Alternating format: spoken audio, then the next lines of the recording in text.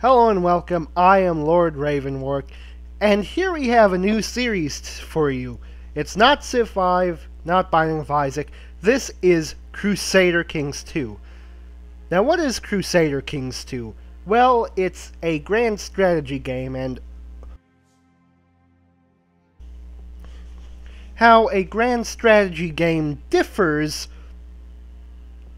from a 4X strategy game like Civ 5 is whilst 4X games center more around discovering new land and taking it over and extracting power from that, grand strategy covers more about trying to simulate as best as possible the actual realistic scenario of running a country. So technically speaking, for success, you don't need to conquer anything. Technically, there are no victory conditions other than survive to the end of the game, but that's an incredibly long time, and very few people keep playing that long, even if they're winning. But Crusader Kings II is one of my favorite grand strategy games because it's not nation-centered, it's character-centered. And that allows for a lot of really crazy stuff to go on, like, for instance, and I believe the developers were the ones who made this connection, is it's like a medieval soap opera. You got, people having affairs. You can, for instance, have an affair with your son's wife, or if you're playing as a female character, you can have an affair with your son. And there's also a lot of killing that goes on, but I shouldn't talk about all of that just now. We need to get started, so I've been thinking about starts, looking around. I wanted to do something centered somewhere around the British Isles, and there are plenty of Catholics here, but that's kind of so terribly boring because, well, I mean, Catholic isn't a boring playstyle, it's just, if you take a look at the map, everything's fucking Catholic. You know, I like to play as one of the underprivileged religions.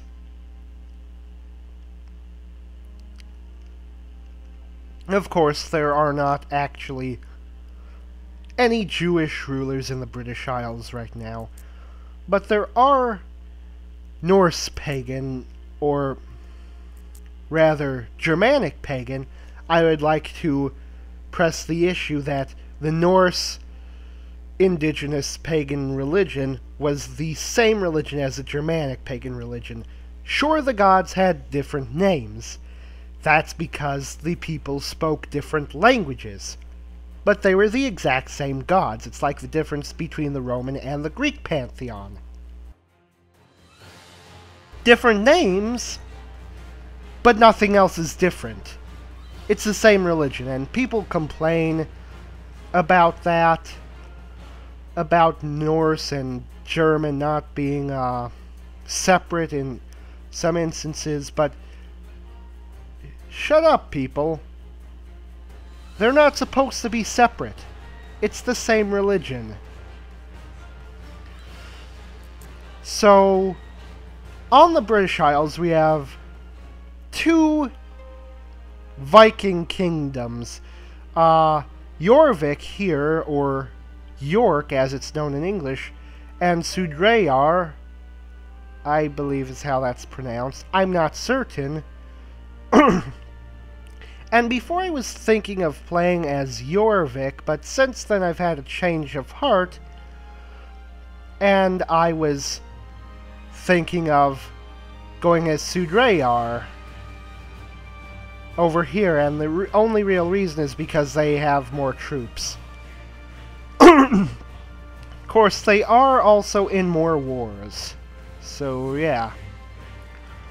God, poor Northumbria. They are at war with both Jorvik and Sudreyar. They do not survive. They very rarely survive. Neither does East Anglia, but... Anyways, I want to play as Sudreyar, and while King Arvar the Boneless is a neat character, he is not the one I want to play as.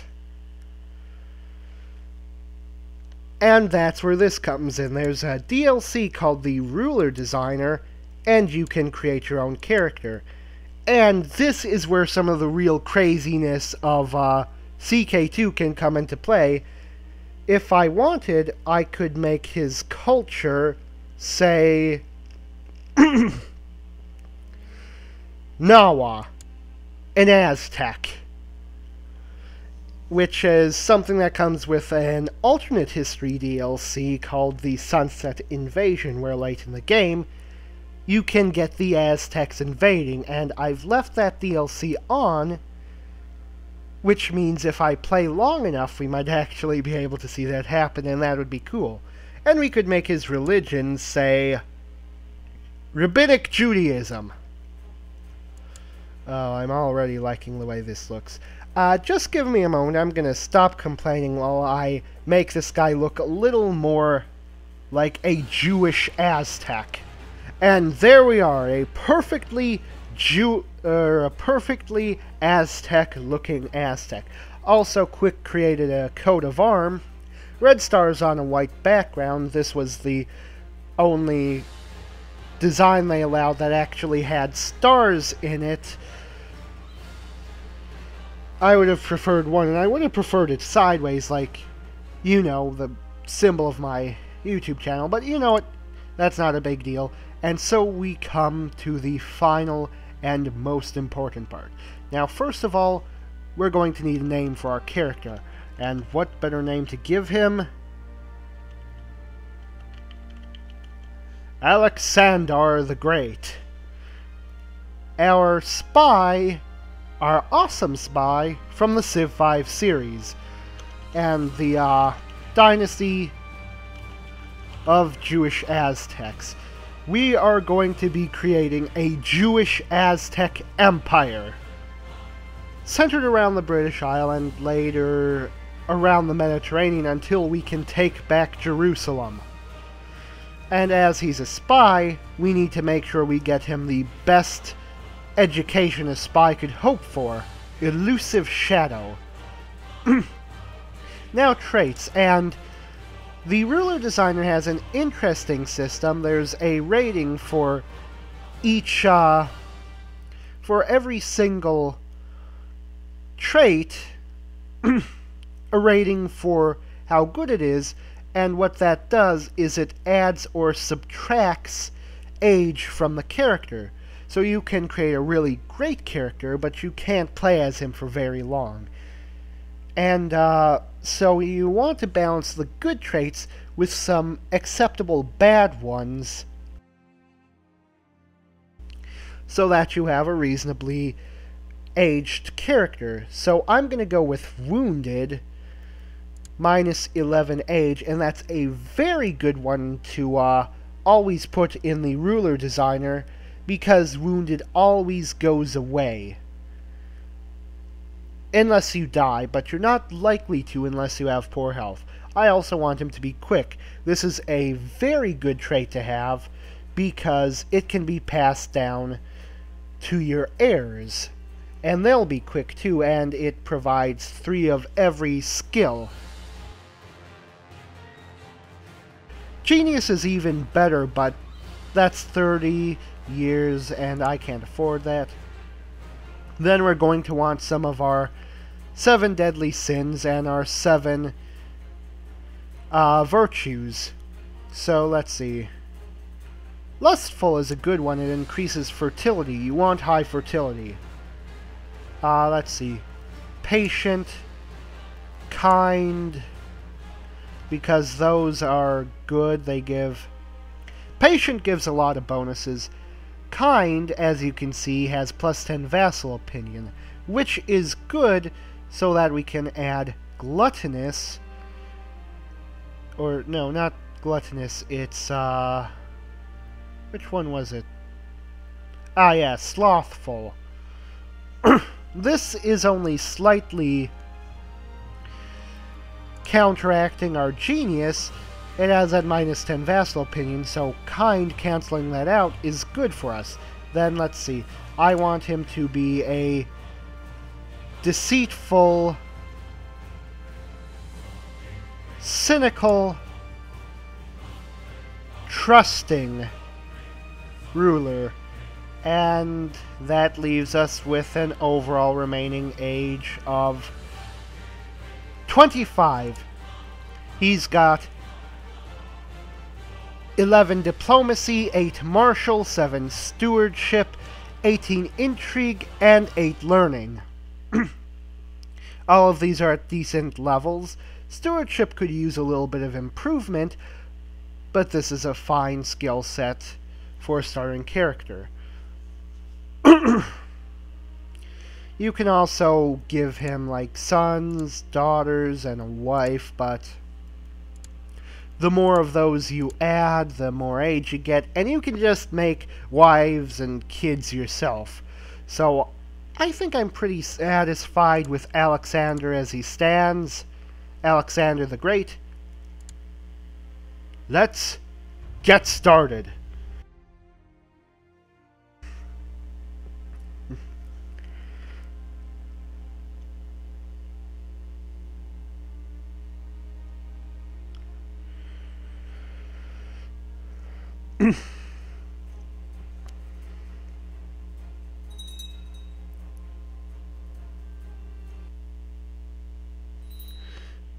So, you guys may be wondering, Lord Revonworc, why are you playing as a Jewish Aztec?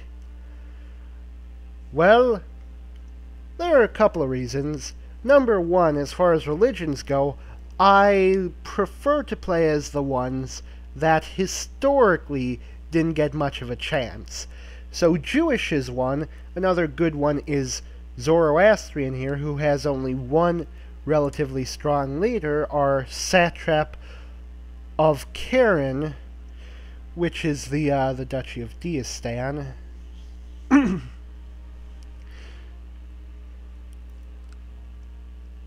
And then they're also going to be adding a really neat-looking religion in Afghanistan called Zunism. Basically, it's the Afghan sun god. And that's going to be probably one of the hardest starts because they're nearly completely surrounded by the Abbasid Caliphate, which, as you can see by now, is broken up. The upcoming DLC, by the way, I intend on getting because it's freaking awesome. But right now we need to focus on ourselves. So, anyways, that's why I went with the religion, but why the culture, why Aztec? Well, despite the fact that it seems just kind of awesome to have Aztecs in Europe in 867 CE, the Aztec culture, or the Nahua culture, is considered a horde culture, and I can get into why that is exceedingly good later, but it is exceedingly good. So, right now, as Sudrayar, we are at war with Northumbria in the invasion of Lothian. That's odd, because Lothian is a duchy, but invasions are for kingdom-sized areas, but whatever. Lothian is this part of Northumbria. It's the Scottish part. Northumbria, of course, being one of the pentarchies of Anglo-Saxon, one of the pentarchs of Anglo-Saxon England, along with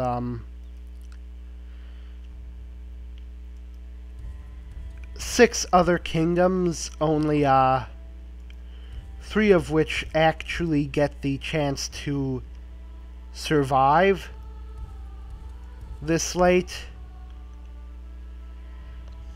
Mercia, Wessex, and East Anglia. Apparently Essex, Sussex, and Kent have been eaten up by, well, pretty much by Wessex here, but, you know, or maybe you don't. I'm not sure what I'm talking about anymore. Let's, wait, before we start the game,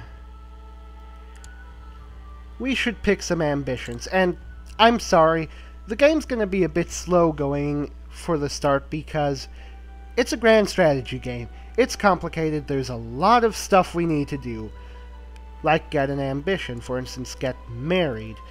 And one of the issues with that is you're not allowed to marry someone, or you can't arrange with another ruler to get married if they're not within your same religious group. And being Jewish, our religious group is Jewish. So there are no other religions within the religion group. We have to marry a Jew. We need to get married. We can only marry other Jews.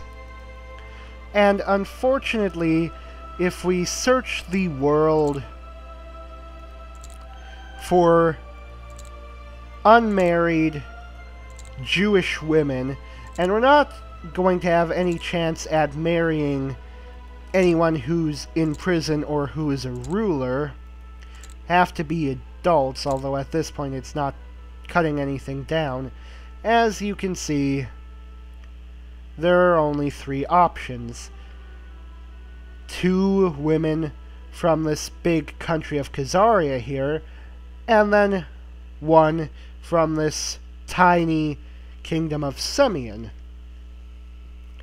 And frankly, our chances of getting them are not very high. The only one who is arguably good is this quick one, but Khazaria is too far away from Sudrayar, so if we want to get married, we're going to have to acquire some courtiers of our own to marry. And yeah, I think it's probably not a good idea to marry a woman who has a negative 100 opinion of us. So, we're going to go into the Intrigue tab, and you see these buttons here. Invite holy man to court, invite noble to court, and present debutante, or debutante, or however that's pronounced. It's like French. I don't know French.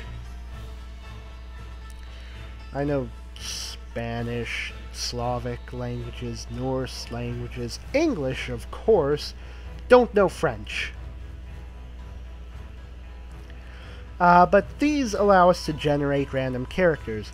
Both of these ones create male characters and generate based upon, and they just cost different resources.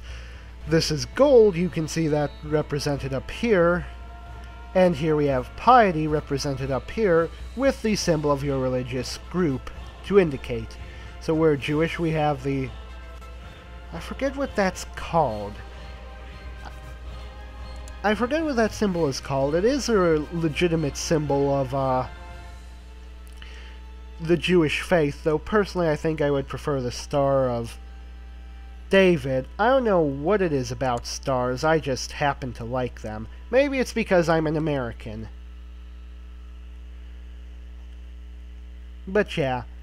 Anyways, piety is represented up there. And nobles and holy men will also have different types of education as well. But the debutante will produce women, and that's what we want right now. Binders full of women. Binders full of women. Do you remember there... Do you remember back during the 2012 presidential election? And everyone was just fumbling over themselves. So we should have a respectable court of fellow Jewish Aztecs. The reason I generated a lot of men is because of the council. As you can see, we have no counselors, and while we could have easily appointed some of the Norsemen, that would be an incredibly bad idea. They've got negative 74 opinion of us, and people on your council, just trust me when I say they're the kind of people that you want to like you. Because having them not like you is very bad. By happenstance, the best steward in the country happens to be a Jewish Aztec, so, you know, that's good, but not when it comes to Marshall. Just a minute, am I reading this right? The best Jewish Aztec Marshal has only 7. Well, shit. Okay, you can be our Chancellor, and then we'll need a Rabbi as well. You. And now we'll need to choose a woman to marry. So let's take a look at what these women have. Don't want to marry her, she's hating us too much. Your wife is also someone you do not want to have hating you. Let's see. You're chaste, that decreases fertility, so sorry, you're never getting married. So amongst the remaining 3, you have the best stats and the best opinion of us too. You are my new wife. Let's see. Marrying her because she was just a lowly courtier and we're a duke tanked our prestige, and we could take either 1 gold. No, I'm taking the prestige. Fucking 1 gold. So now we're married. If we let 1 day tick by, the ambition will be completed. We've got our council set. We should ban all our councillors from leading troops, though none of them are good marshals, so that's not really that big a problem. And we should also get them doing stuff, like for instance, if we collect taxes in our capital, that'll increase how much money we get. If we train troops, that will increase the amount of soldiers we have. Let's see. Spymaster, a great thing to do with him is to study technology, and the place you want to do this is Constantinople. The capital of the Byzantine Empire has the highest of most technology, so that's the place you want to send him. We can proselytize. I think I will do that in Argyle. I have a reason why I don't want to change the religion in our capital. And proselytizing, what that does is it has a chance of converting the religion. Although it's a very low chance. In fact, there's a higher chance that the rabbi gets attacked. But, yeah. Honestly, it would probably be a better choice to send him to one of our vassals. No, once we can move him, I'll make sure to do that. And then that leaves us with our Chancellor. Why don't you improve relationships with Dublin? Okay. So that's pretty much everything said and done. So we can start the game now after... Wait. How much time has this been? Shit.